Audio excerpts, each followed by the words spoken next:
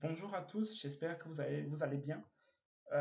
Aujourd'hui, nous allons donc aborder la petite série de vidéos, comme je le disais, qui va traiter des systèmes d'écriture de la langue Ewondo. Ceci en préparation de notre concours de la dictée en langue Ewondo. Donc, on va y aller très brièvement et puis très sommairement pour ne pas perdre beaucoup de temps. Mais sachez qu'il y a une série de cours, une session de cours que je vais lancer en début d'année et qui va traiter en profondeur de l'enseignement de la langue Ewondo d'une façon générale. Donc, déjà, je vous invite aussi à vous inscrire à cette formation-là, cette série de cours-là. On va apprendre plein de super choses. Donc, je commence avec la nouvelle façon d'écrire. Puis, dans la suite de la série, je reviendrai donc sur l'ancienne écriture, entre guillemets, dans sa version Cameroun et Wondo, euh, que nous avons mis sur pied. Donc, voilà, on commence. Donc, les règles de base de la nouvelle écriture.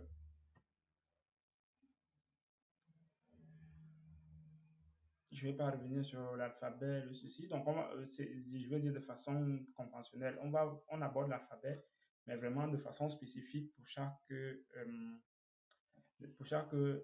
notion à aborder. Donc, ici, donc, nous commençons par ce que vous savez déjà. Vous savez déjà quoi? Vous connaissez déjà l'alphabet, euh, l'alphabet français. Vous le connaissez déjà pour la plupart des gens qui sont ici. Si vous vous exprimez en français, c'est pareil en anglais. Je veux dire, les symboles sont les mêmes.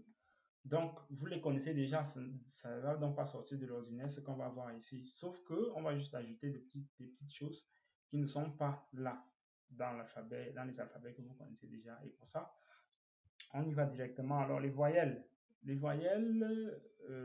celles que vous connaissez déjà sont là, A, E, I, O, U.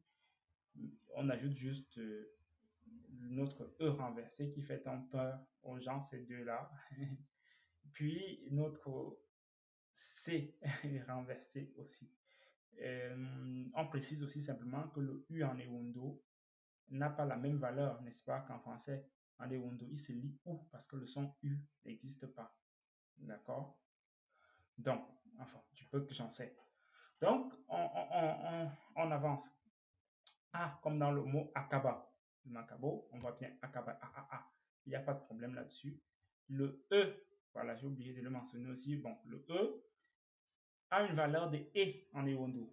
Ok? Si vous voyez un E écrit comme ça, vous le lisez E. Donc, équier. Vous voyez bien qu'on ressent nos deux E là. Équier, le faire. Maintenant, notre E renversé, choix pour les puristes, euh, c'est l'IE, comme dans le en français, n'est-ce pas? Comme dans le en français. Il se lit E, comme dans le en français. Alors, nous avons ici abe, chez. Abe maman, chez maman, vous voyez un peu. Abe, chez. Et donc, on ressent bien le E, comme dans dans le mot le, dans l'article le en français. Au passage, je mentionne que l'article n'existe pas comme en français. Enfin, comme vous le savez en français, vous avez vu ici, j'ai dit Akaba. Je n'ai pas mis quelque chose de spécifique pour dire Akaba, c'est au singulier. Il y a d'autres règles qui prévalent, qu'on va aborder dans la série de cours, n'est-ce pas, qui sera lancée. On avance très rapidement. Le I, il n'a pas de problème. Dit, manger, il n'a pas de problème. Le I, il a la même valeur.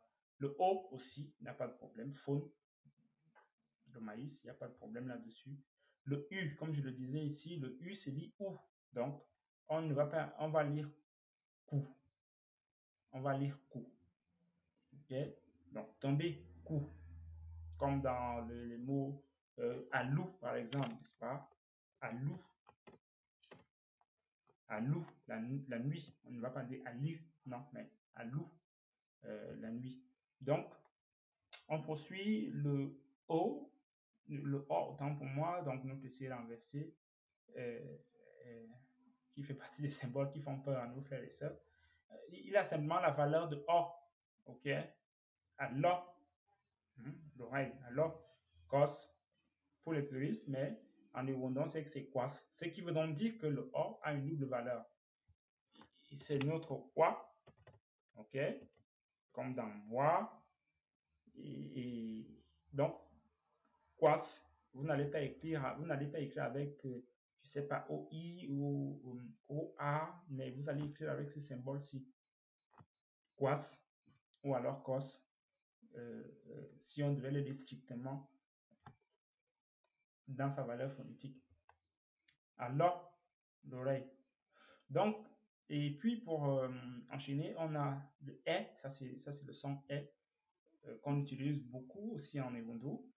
Et il est là, comme dans le mot abbé, abbé, la cuisse, ok? Ou alors abbé, par exemple, le sein ou la mamelle, simplement. Donc, abbé, abbé. Vous voyez le notre E. Donc, si vous voulez écrire un mot avec E, c'est ce symbole que vous utilisez, simplement. Et donc, voilà. Voilà ce qu'il y a à dire sur les voyelles. C'est ramassé. C'est pas un cours à proprement parler, c'est juste une mise au point. Donc, voilà. La partie suivante, c'est les tons. Les tons, c'est aussi l'autre chose qu'il y a à apprendre en Ewondo. Mais c'est comme toutes les langues, voyez-vous, c'est comme toutes les langues. C'est comme toutes les langues, il faut il faut s'asseoir et apprendre les règles de lecture, d'écriture, etc. de la langue. Ça se fait pour toutes les langues. Donc, il n'y a pas à appréhender là-dessus. Donc, c'est un système d'écriture et il y en a d'autres. On va en parler par la suite. Donc, les tons, c'est la matérialisation graphique de la modulation de la voix. Et en Ewondo, comme dans la plupart des langues bantoues, c'est quelque chose de très pertinent le ton parce que il change complètement le sens d'une expression. Il peut changer complètement le sens d'une expression. Alors, le ton haut, on a donc quelques tons là, au rang desquels le ton haut. Donc, le ton haut, comme dans la petite phrase ou l'expression anda à la maison. Ok? Anda. Les ewondophones savent que si j'ai dit anda, ça ne va absolument rien dire. Qu'est-ce qui a changé? J'ai juste enlevé les tons. Anda. Maintenant, à l'écrit, il faut, si on veut, n'est-ce pas, matérialiser directement ce qu'on entend, on va donc mettre nos tons hauts qui ont l'air d'accent aigu, n'est-ce pas? Anda à la maison. Le ton moyen, on y reviendra, mais sachez qu'il existe. On va en parler dans la suite. Le ton bas, on ne le marque pas en Ewondo parce qu'il est le plus récurrent, donc ça, on ne le marque pas. On fait ce qu'on appelle l'économie du ton pour ne pas avoir trop de symboles qui apparaissent quand on écrit. Donc, ada, ada. Tous les tons sont bas. Ada. À la différence ici. Anda, a. Alors, on poursuit avec le ton descendant. Descendant parce qu'il monte d'abord et il descend. Et on a donc, c'est la combinaison du ton haut et du ton bas qu'on aurait marqué par un accent grave, mais qu'on ne marque pas. Donc, à quel il commence. À quel il commence. À quel il commence. Donc, différent de à quel.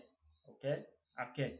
Et à quel, vous voyez bien que dans le sens, pour ceux qui ont compris ce que j'ai dit dans le sens, vous voyez que c'est pas la même chose si on enlevait le ton montant. Le ton descendant autant pour moi. Donc, à quel il commence, à quel il attrape. Il attrape comme au vol. Il attrape un peu, il attrape au vol. Donc, à quel. La seule chose qui a changé, c'est que le ton il a disparu ici. Et si on voulait donc ne pas avoir à trop réfléchir quand on lit, on le marque. Donc, pour ce système-ci. Et le ton montant aussi, bala. Ok? Bala, autant pour moi. Bala. Donc, on sent bien qu'on a un ton qui descend, puis un autre qui monte. Bala. Ok? Je veux dire retiens ou alors retiens dans le sens de mémorise et surveille. Entre autres, différent de bala. Ok? Bala. On voit bien que là, il y a quelque chose qui change. Et puis, dans le sens, ça peut rien avoir avec bala. Tant pour le fait que le A n'a pas perdu son ton haut pour un ton bas, que pour le A qui a perdu son ton montant pour un ton descendant. Donc, bala et bala, c'est deux choses différentes. Voilà, c'est un peu ramassé, un peu rapide aussi. Mais voilà en gros ce qu'on a à retenir brièvement, ce qui concerne les voyelles et puis les tons dans la nouvelle façon d'écrire. Il y a une série de cours qui va être lancée. Je vous invite déjà à vous préinscrire.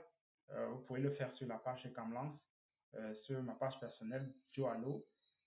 Pour l'instant, la plateforme arrive aussi très vite. Donc, merci d'avoir suivi la petite vidéo et à très bientôt. J'espère que vous révisez déjà pour le concours en lui-même qui aura lieu le 8 décembre. Merci encore et à très bientôt.